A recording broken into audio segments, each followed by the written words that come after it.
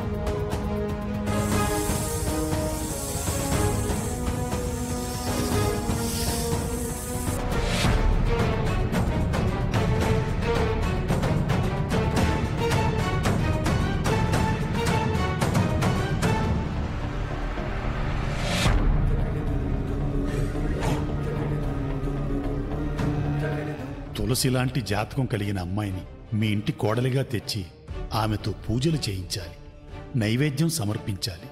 అప్పుడు అన్నపూర్ణమాత కటాక్షం లభించి ఊరు సస్యశ్యామలమవుతుంది. ప్రతి సంవత్సరం మీ ఇంటి కోడలు ఈ ముక్కు పుడకను ధరించి ఈ సంప్రదాయాన్ని ముందుకు తీసుకువెళ్ళాలి.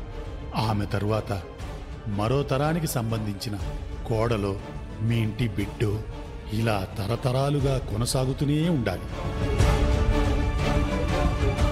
అమ్మకు చెప్పవలసింది చెప్పాను. అమ్మ వస్తుందా? ఈ ప్రయాణంను అడ్డుకుంటుందా?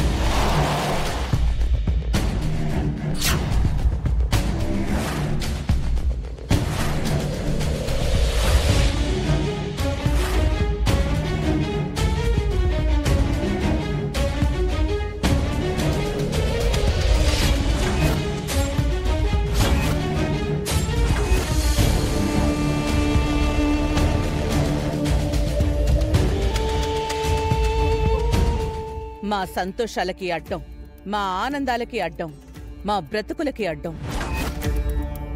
చివరికి ఇప్పుడు జాతరకు వెళ్తున్నా కూడా అడ్డంగా వచ్చావు. ప్రశ్నించడానికి అడ్డం వచ్చాను, నిలదీయడానికి అడ్డం వచ్చాను, మంచి చేయడానికి అడ్డం వచ్చాను.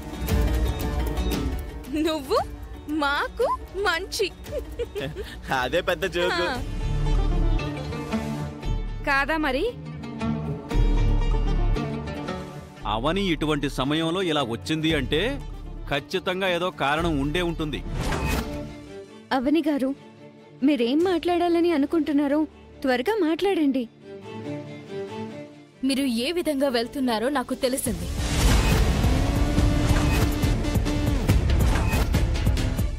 ఏ విధంగా అంటే క్లారిటీగా చెప్పాలా? నకిలీ విగ్రహం, నకిలీ ముక్కు పుడకతో బయలుదేరారు అని తెలిసింది.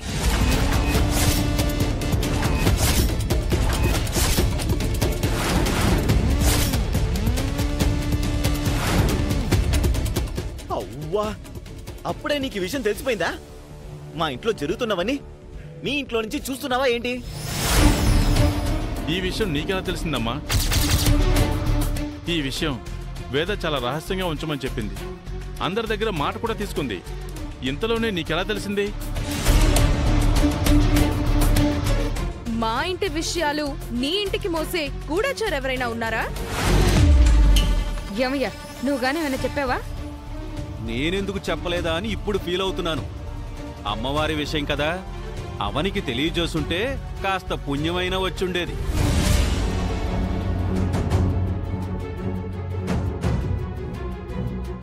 అయితే మనలో ఇంకెవరైనా చెప్పుండాలి. డియర్ ఫ్యామిలీ మెంబర్స్, ఇప్పుడు ఆ విషయం ఎలా తెలిసింది అన్నది ముఖ్యం కాదు.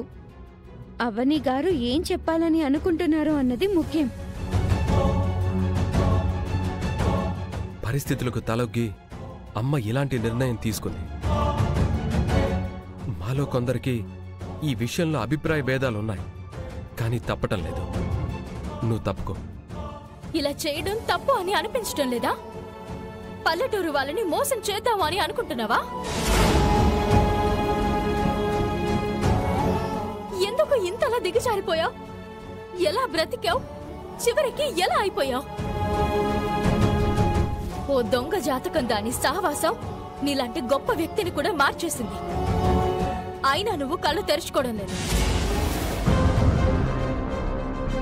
10 ఊర్లకు ఆదర్శం నువ్వు.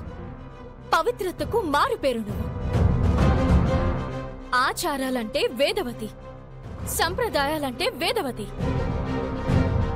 నీతి, నిజాయితీ, న్యాయం, సాయం, ధర్మం అన్నీ నీకు దాసోహంగా ఉండేవి. ఇప్పుడు ఇలాంటి సహవాసం ఎలా చేయగలుగుతున్నావు? ఒకప్పుడు విగ్రహం ఇంటి నుంచి బయటకు వెళ్ళిపోయినప్పుడు పెద్ద పెద్ద సమస్యలని ఎదుర్కొన్నాము. ఇప్పుడు నువ్వు చేస్తున్న తప్పు వలన కూడా అలాంటి సమస్యల్ని ఎదుర్కోవాల్సి వస్తుంది. వద్దు, ముందడుగు వేయొద్దు. పాపాన్ని చేయొద్దు. నష్టపరిహారం చెల్లించుకుంటా.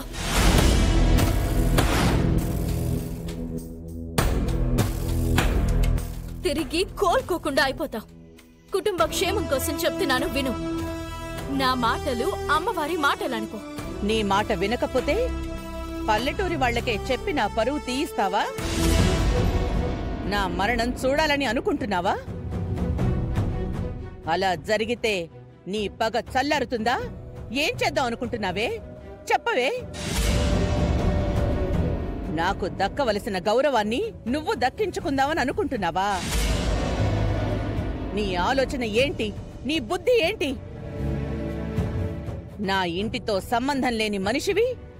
ఈ విషయంలో నువ్వెందుకు జోక్యం చేసుకుంటున్నావు? తప్పుకో. మీరైనా మందలించొచ్చు కదా మావయ్య.